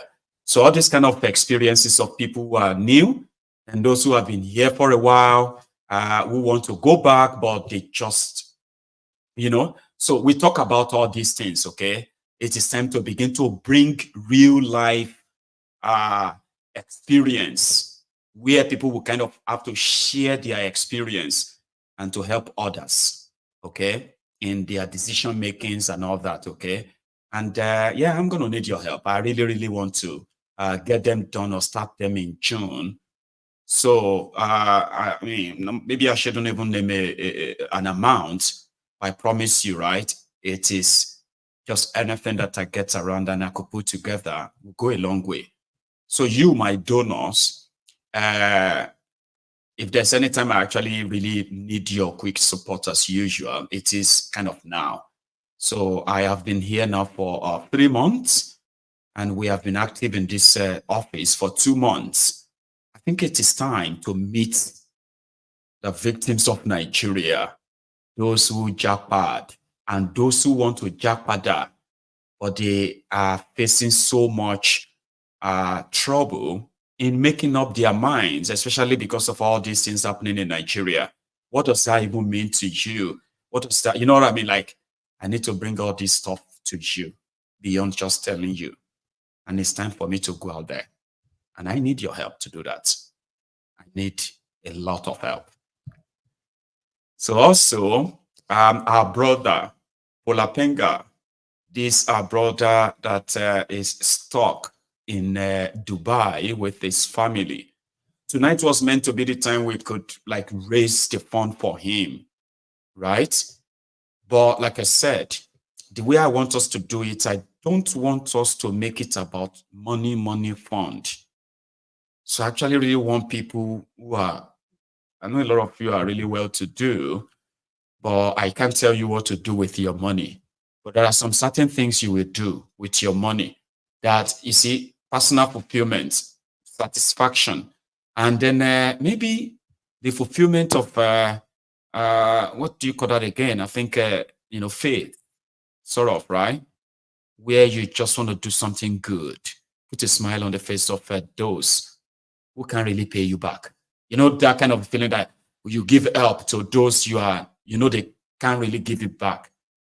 You would rather just pray for them to, if once they kind of get themselves off the ground, they should just pass it on. Like, look for somebody else who also need help when they can and pass the help. So I'm looking for people who can pick up the tickets, like volunteers who can say, you know what, Maiyegun, like as you are watching me right now, if I'm speaking to you, if you feel like I'm talking to you, do it for us. You can do it anonymously, just offer.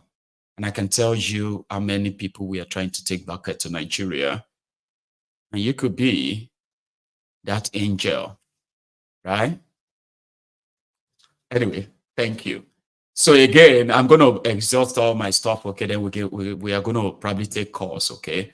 But yes, again, thank you so much. So Fubara was in Calabari, and he said he promised the people that he was going to not just say what Werewike is, did, but he's going to show them so that it's just, it's not going to be like, So here's one of the clip.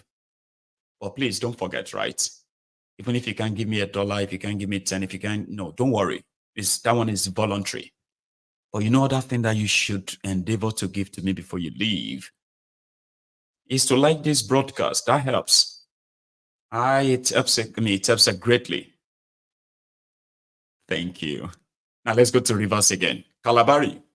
The politics of our dear state, you will understand that standing here today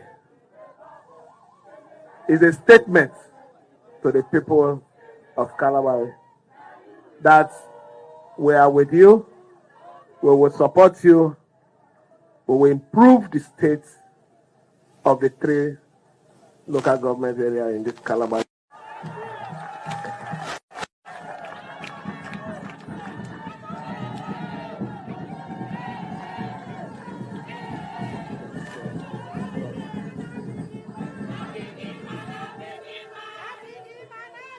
I did mention to you that while we continue with our anniversary, this anniversary is not a year anniversary, it's a 4-month anniversary.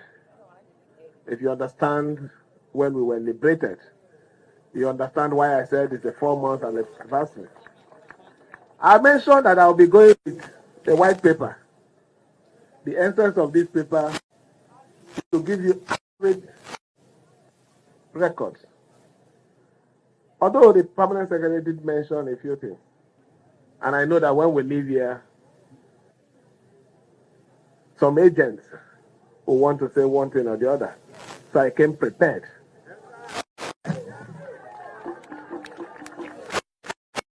Let me also say it here. Maybe Julius Badger being a with presentation before my table or on my table as I'm talking to you today, there is a request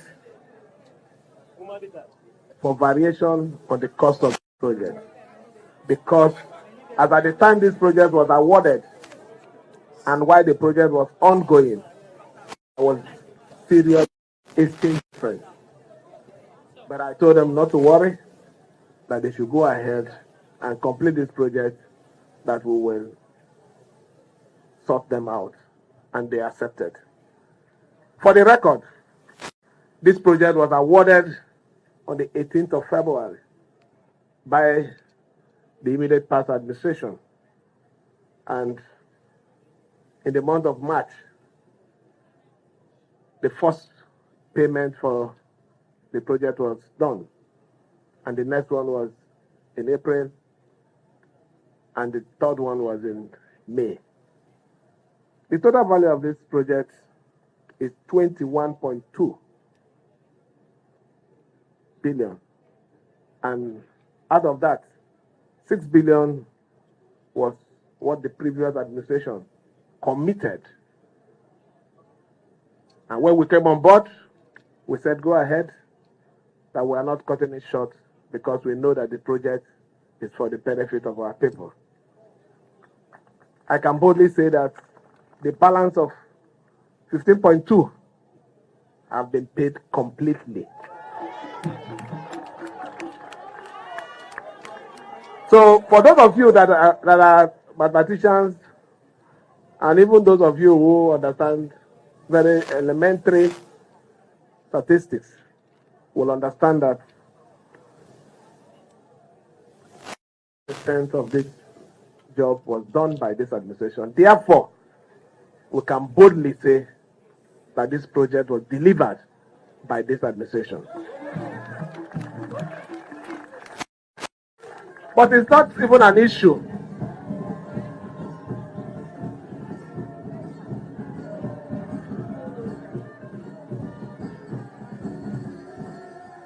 It's not an issue. But the reason why we have to go when I say this line, is just to explain to our people so that you understand where we were and exactly where we are now. Originally, our mantra was supposed to be consolidation and continuity. And if that is our mantra. Success of our administration should not be ascribed to anybody, but to the success of the administration, to the success of governance, knowing fully well that one will serve out his tenure. I know. I just wanted him to state that on camera, saying that with a wiki paid 6 billion out of the 21 point something billion contract, so he paid it off, and he was showing them there. But wiki no go agree. You all know that, Abi. So I'll leave it at that. Let me show you something. Voila, wow. Just so you know. These are Fulanis in the forest, and they have access to this.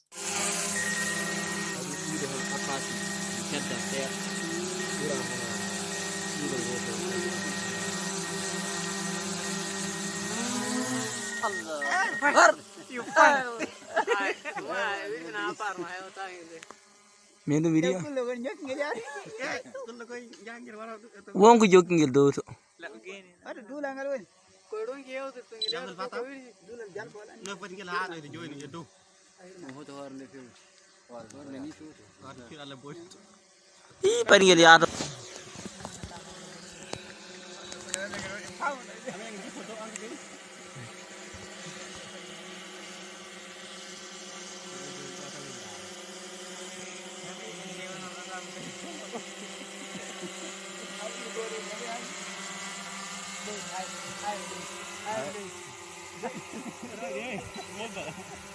Woyan.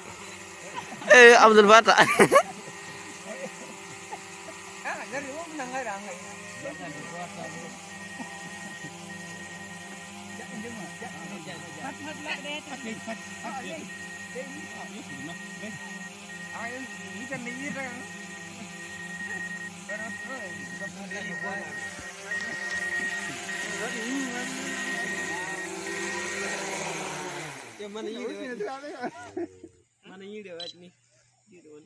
Get Bamang can get how you can get.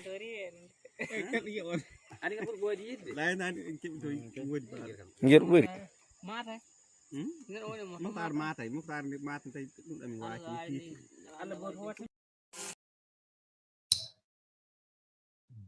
In Nigeria, right? These Fulani terrorists, they have a TikTok. They have rocket launchers. They have some weapons that you can possibly only see at war-torn countries, where you will see rebels brandishing different, they do, and they have technology too. Before now, Boko Haram inside Sambisa forest, they have so strong, they have this strong signal that could upload 30 minutes video of Shekau ranting, screaming when he's high on drug. But the typical Nigerians in Nigerian city, they are still looking, where they are looking for network to upload their 12 MB. Terrorists were uploading 20, 15 gig worth of data on the internet. But you see why, I mean, normally, right, when you see a drone in the hands of young people, you could say, oh, what is drone? Drone is something you can just get anywhere and all of that. I know. But drone in the hand of a terrorist, young as, some of them as young as 14 years old, right? Well, that's a surveillance camera there. That's a surveillance equipment there.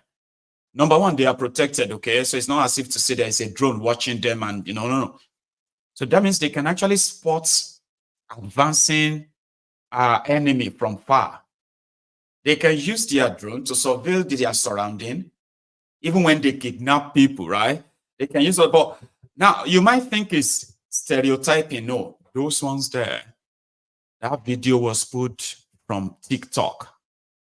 They have TikTok, because some of them will be brandishing pile of a Naira note on video, money like ransom paid to them, with their guns, AK-47 and all of that.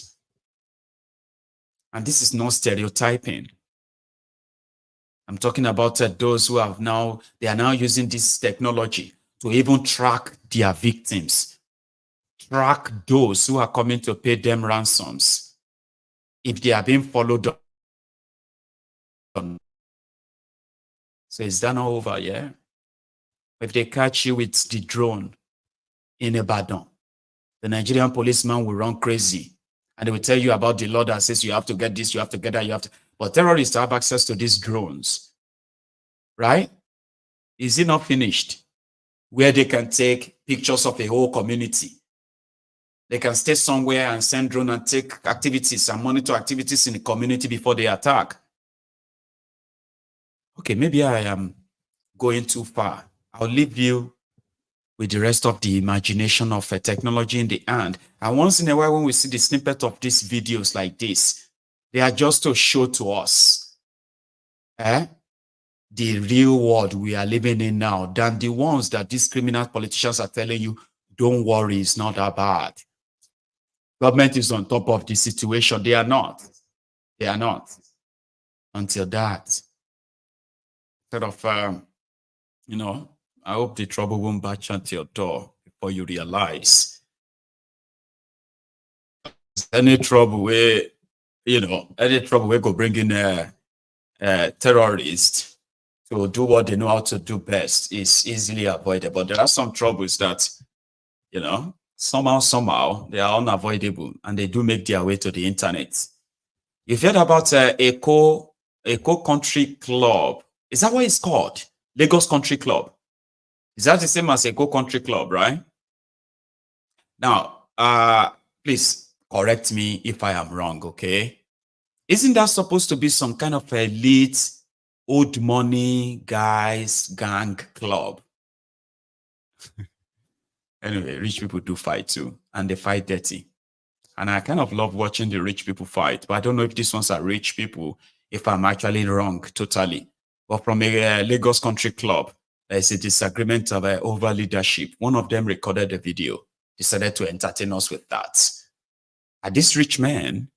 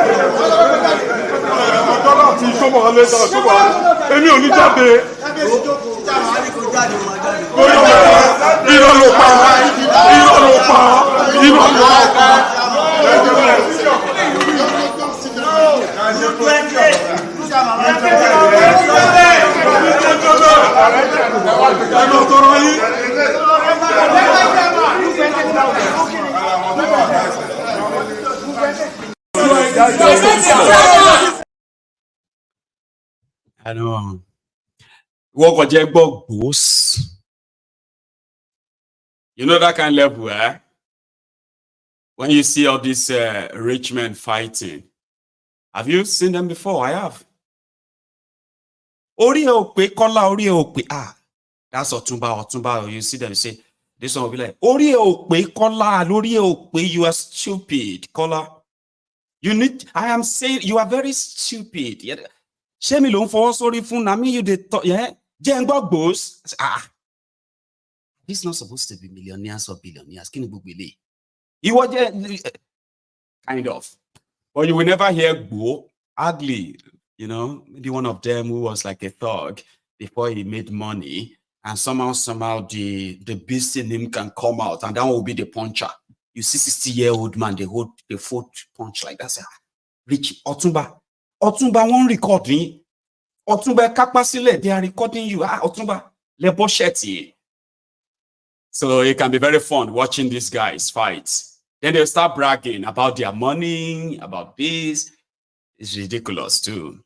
But they are supposed to be some people's papa, right? So I'm going to close it now with this condolence video, which is shared about that. You remember that actor, Pope Jr., that died, that drowned. Now I think he's been buried today. And yeah, Peter Obi was also seen with his widow. I'll share that with you.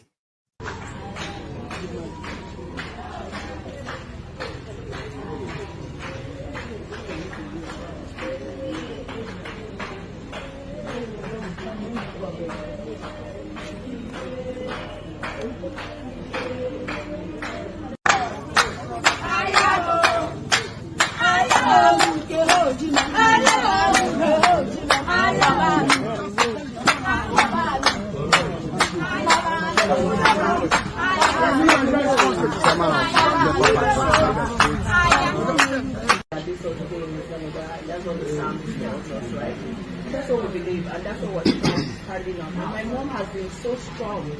She's been a source of strength for the rest of the family.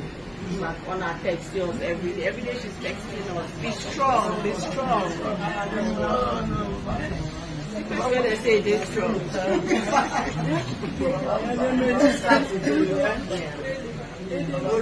strong in the Lord and in the power of his might.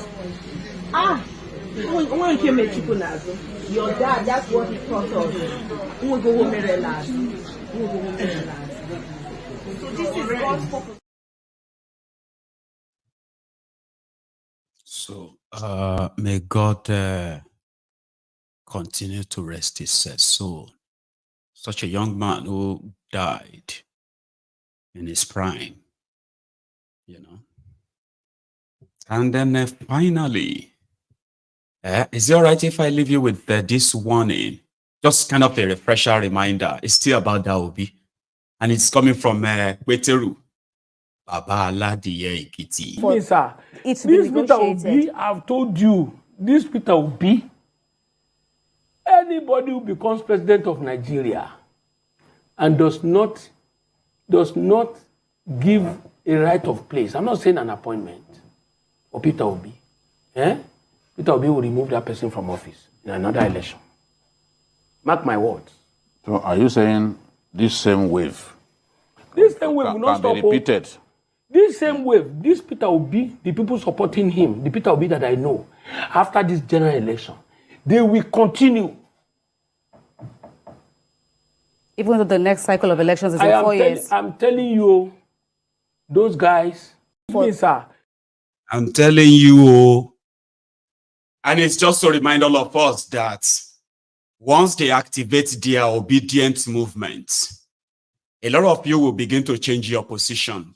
That is why, to the obedient, I am doing my best to see if I could help you to understand what you are about to get into. And maybe indeed, from within yourselves, you could actually push for some of these things we are talking here and make them your conditions before going into another election. And they will do it. So I want to see if I can influence you to that point, right? So that will be my final one. So I'm going to take calls. And I promise you, right, we are going to use all the full hour for those who are going to call in and make their contributions tonight. But I want to ask you for the last time. Have you liked this broadcast? Have you? Please, come on. Somebody said, Maiyegun, I will make my donation after the show. I'm so hooked to this show. That's all right. But don't get too hooked. Not to go and like the broadcast, okay? Right. I am going to be back in less than a minute. So if you are still here, then call me, okay? And tell me what you think about tonight. Don't go anywhere. Alhamdulillah. Alhamdulillah. Alhamdulillah. Alhamdulillah. Alhamdulillah Rabbil Alamin. Alhamdulillah Rabbil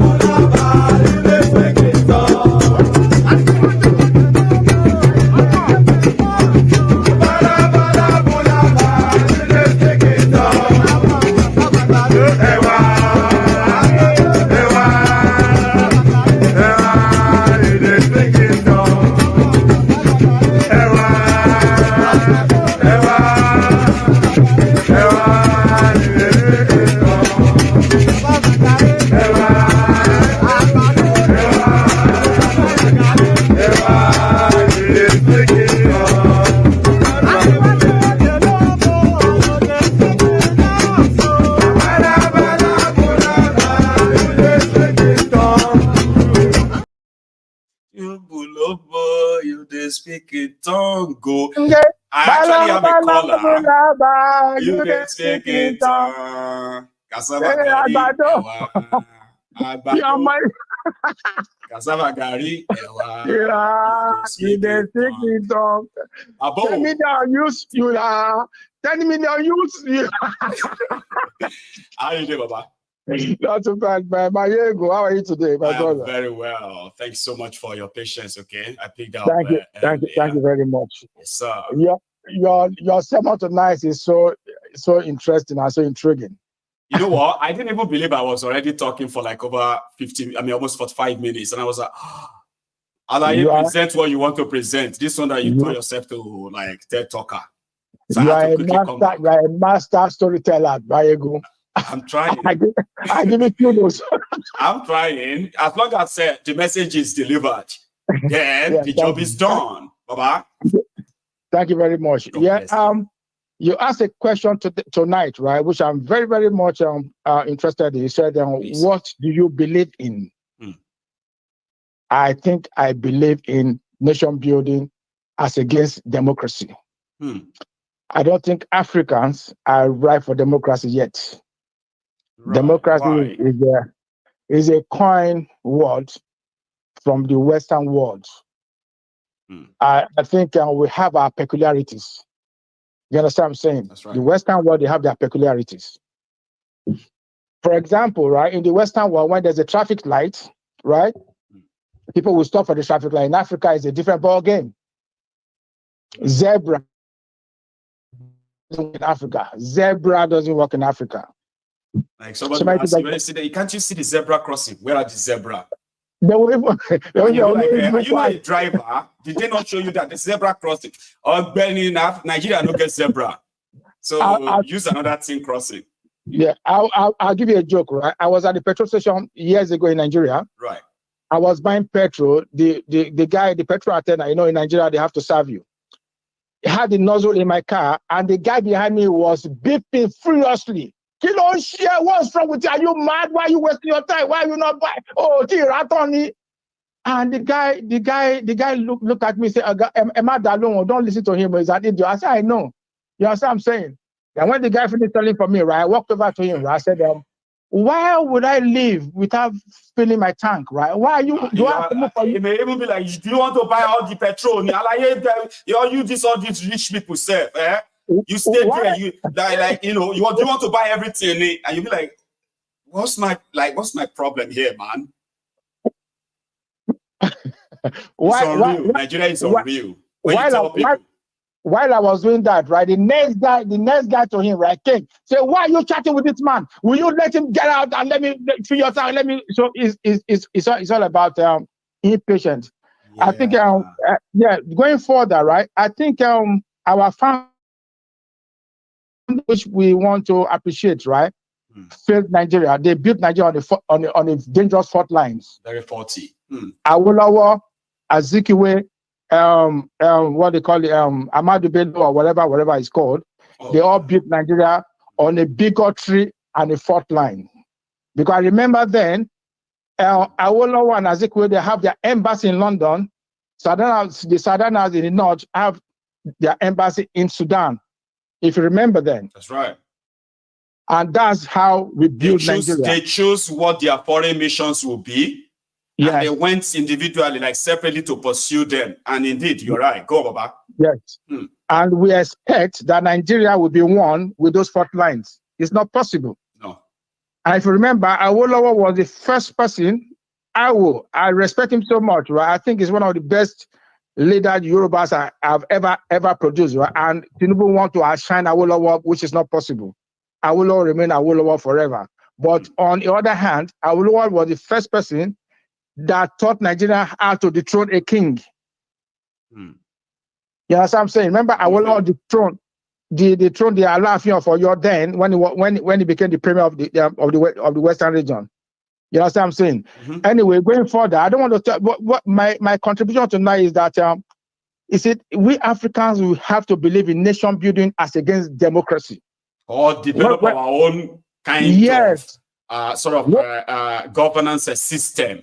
Yes. What do I mean by nation building, right? Take control of the system. Look, I'll give you an example, right? Right. Every country that they've changed the political narratives, right? Every country that they've changed it is being done by the people.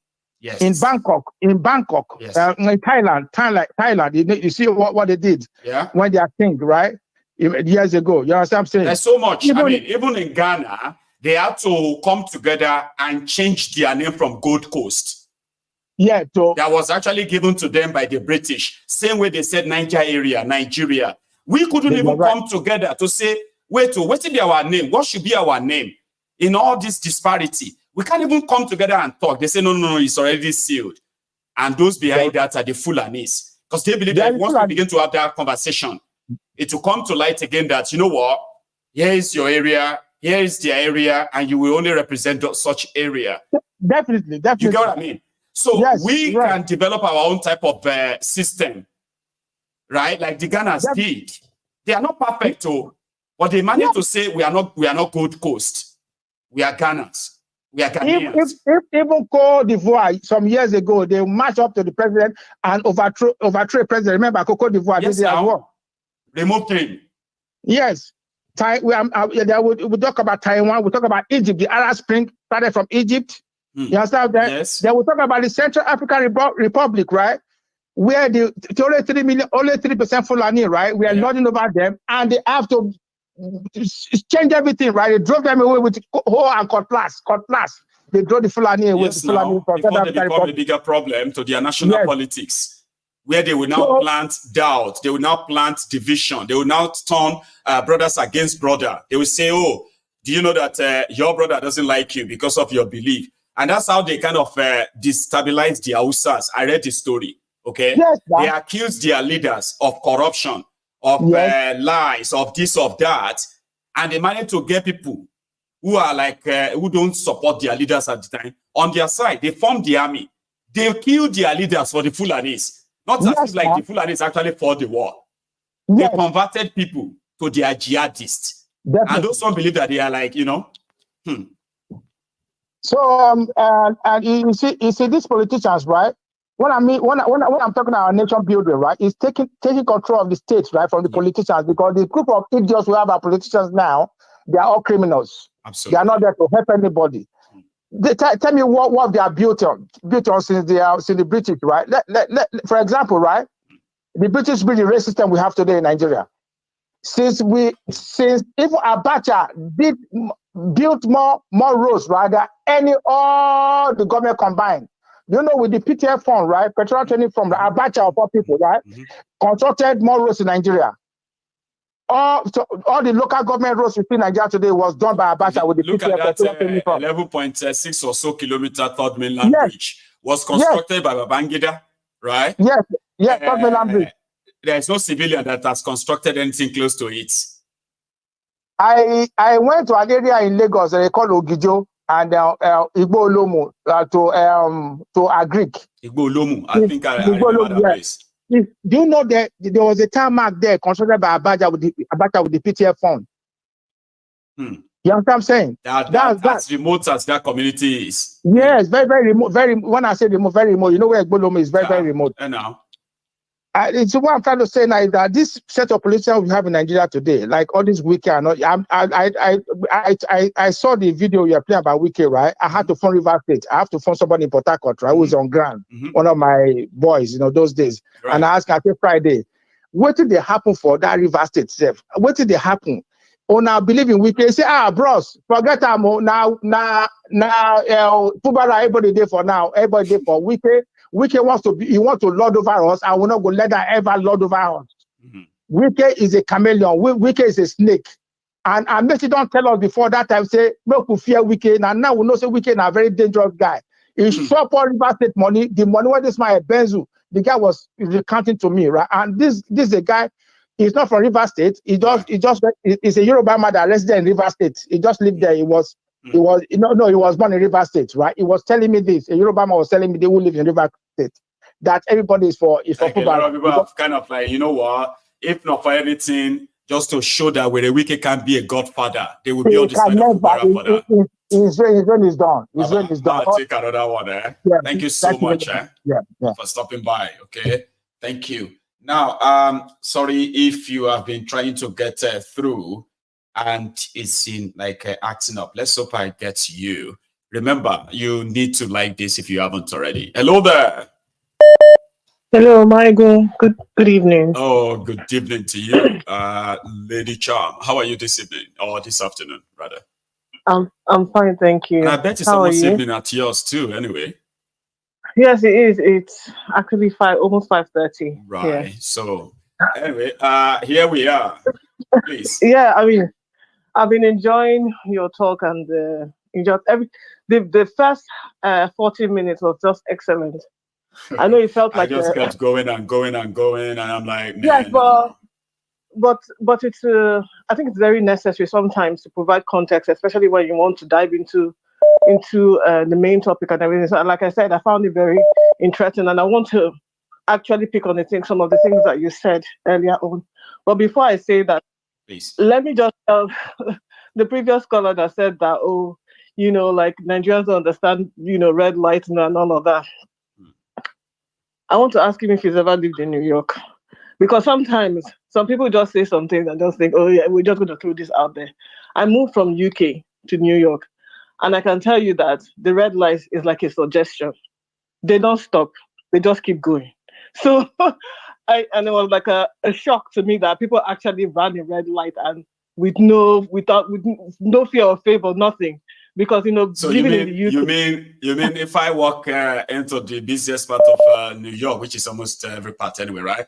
If I walk at the central of New York, so to say, and I see a zebra crossing, right, or the red light that stops them and all of that stuff, I should still be very careful walking through, right? Oh yes, you have to be very careful walking through those zebra crossings because, or sometimes the people who are actually walking the zebra crossings and your car is actually has the right to move, but you have to wait because they're still crossing that zebra crossing.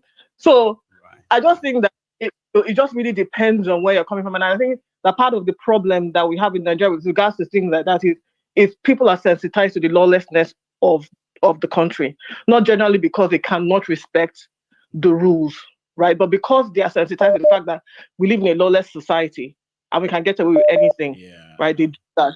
But that's